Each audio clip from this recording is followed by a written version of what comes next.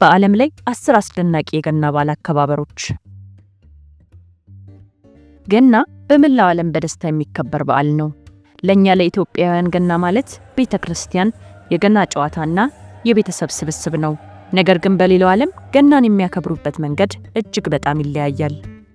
አንዳንዶቹ ወደ ቤተክርስቲያን የሚሄዱት በሮለር ስኬት ተንሸራተው ነው። ሌሎቹ ደግሞ ዛፋቸውን የሚያስውቡት በሸረሪት ድር ነው። ይባስ ብሎ ደግሞ ለገና በዓል የተጠበሰ አባ ጨጓራ የሚበሉም አሉ።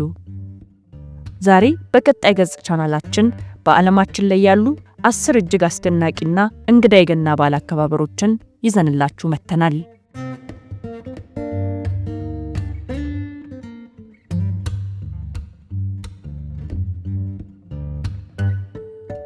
ከቁጥር 10 እንጀምር። እነሆ እናንተም ላይክ በማድረግ ጀምሩ። 10ኛ ጃፓን።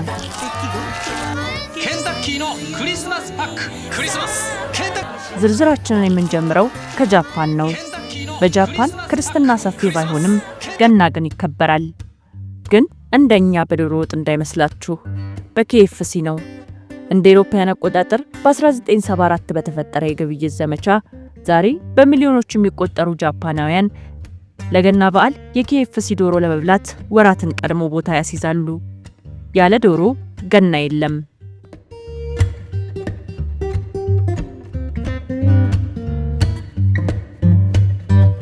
9ኛ ቬንዙዌላ።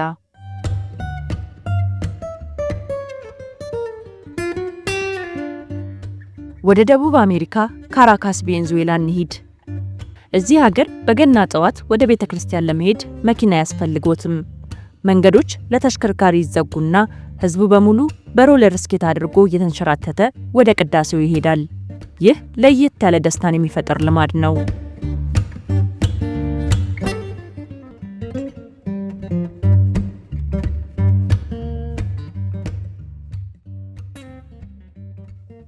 ስምንተኛ ዩክሬን። አብዛኛው የዓለም ክፍል የገና ዛፍን በኮከብና በኳስ ሲያሸበርቅ፣ ዩክሬኖች ግን የሸረሪት ድር ይጠቀማሉ።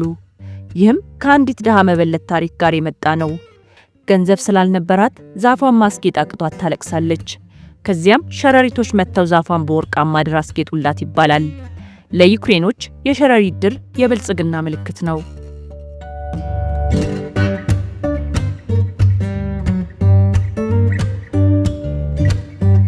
7ኛ ኖርዌይ።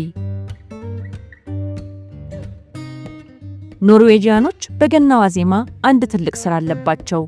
እሱም መጥረጊያ መደበቅ ነው። በጥንት እምነታቸው መሰረት በገና ዋዜማ ክፉ መናፍስትና ጠንቋዮች ወደ ምድር ይወርዳሉ ብለው ያምናሉ። እነዚህ ጠንቋዮች ደግሞ ለመብረር መጥረጊያ ስለሚያስፈልጋቸው እንዳይሰርቋቸው እያንዳንዱ ቤት መጥረጊያውን ይደብቃል። 6ኛ ደቡብ አፍሪካ። አሁን ወደ ደቡብ አፍሪካ እንመለስ። በደቡብ አፍሪካ የገና በዓል ለየት ያለ ጣዕም አለው። እንደ ዶሮ እንዳይመስላችሁ፣ እንደውም አልቀመስነውም። ይህ ለየት ያለ ጣዕማቸው የተጠበሰ አባ ጨጓሬ ነው። ኢምፔረር ሞዝ የሚባለው የቢራቢሮ ዘር አባ ጨጓሬ ተጠብሶ ይበላል። ይህን መብላት ለቀጣዩ ዓመት መልካም ዕድል ያመጣል ተብሎም ይታመናል። እናንተ እዛ ብትሆኑ ትሞክሩት ነበር? መልሳችሁን ኮሜንት ላይ አስቀምጡልን። ወደ 5ኛው እንሸጋገር። ከዛ በፊት ግን ቻናላችንን ሰብስክራይብ አድርጋችኋል? ያላደረጋችሁ አሁኑኑ ሰብስክራይብ አድርጉና ተከተሉን። 5ኛ አይስላንድ።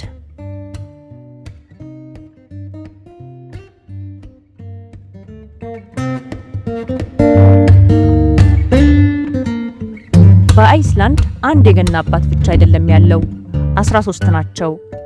ዩሌሌድስ ይባላሉ። ከገና 13 ቀናት በፊት እያንዳንዱ በተራው ከተራራ ይወርዳሉ። ሕፃናት ጫማቸውን በመስኮት ያስቀምጣሉ። ጥሩ ከሰሩ ስጦታ፣ ካጠፉ ደግሞ ድንች በጫማቸው ውስጥ ያገኛሉ። እያንዳንዱ የራሱ የሆነ አስቂኝ ስምና ባህሪ ያለው።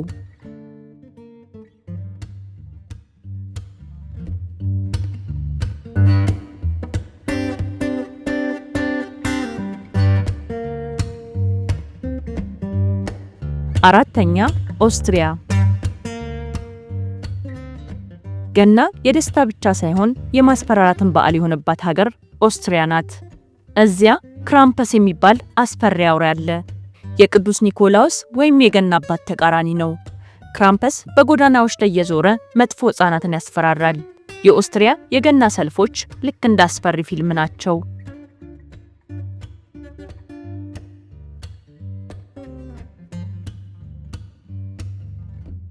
ሶስተኛ ግሪንላንድ። ይሄኛው ከሁሉም ይከብዳል። በግሪንላንድ የገና በዓል የክብር ምግብ ኪቪያክ ነው። አሰራሩ እንዲህ ነው። 500 የሚሆኑ ትናንሽ ወፎች ሳይገፈፉ ላባቸው ሳይነቀል በአንድ የባህር አንበሳ ቆዳ ውስጥ ጠቅልለው በመቅበር ለ7 ወራት ያቆዩአቸዋል። በገና ቀን ተቆፍሮ ወጥቶም በጥሬው ይበላሉ።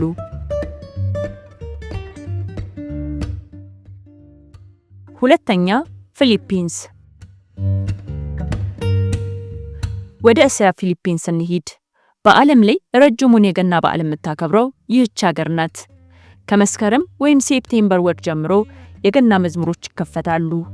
ለ4 ወራት ያህል ሀገሪቱ በሙሉ ፓሮል በሚባሉ ውብ የኮከብ ፋኖሶች ታሸበርቃለች። ለእነሱ ገና የአንድ ቀን በዓል ብቻ ሳይሆን የወራት ደስታ ነው።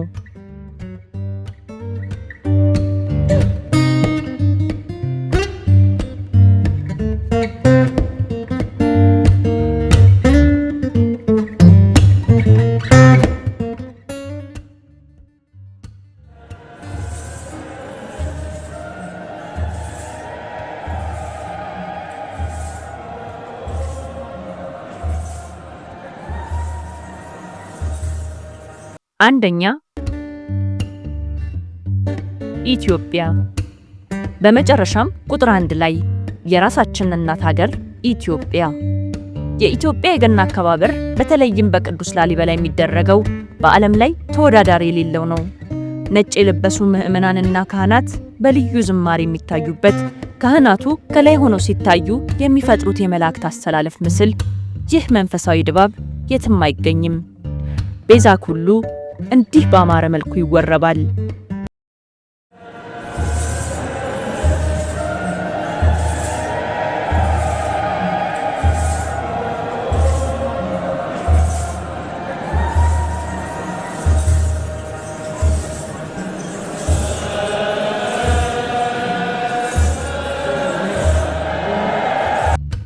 እንዲሁም የገና ጨዋታ ባህላችን እረኞች ጌታ መወለዱን ሲሰሙ በደስታ መጫወታቸውን የሚያሳይ ታላቅ ክስተት ነው።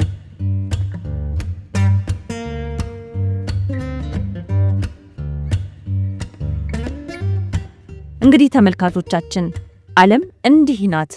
አባ ጨጓሬ ከመብላት እስከ ጥልቅ መንፈሳዊ ዝማሬ፣ ከሮለር ስኬት እስከ አስፈሪ አውሬ፣ ባህሉ ይለያይ እንጂ የሁሉም መልእክት አንድ ነው። እሱም የገና በዓልን በደስታ ማሳለፍ። ከነዚህ ከሰማችኋቸው 10 አከባበሮች ውስጥ የትኛው የበለጠ አስገረማችሁ? ኮሜንት ላይ አስቀምጡልን። ቪዲዮን ከወደዳችሁት ደግሞ ለወዳጃችሁ አጋሩ። መልካም በዓል ይሁንላችሁ።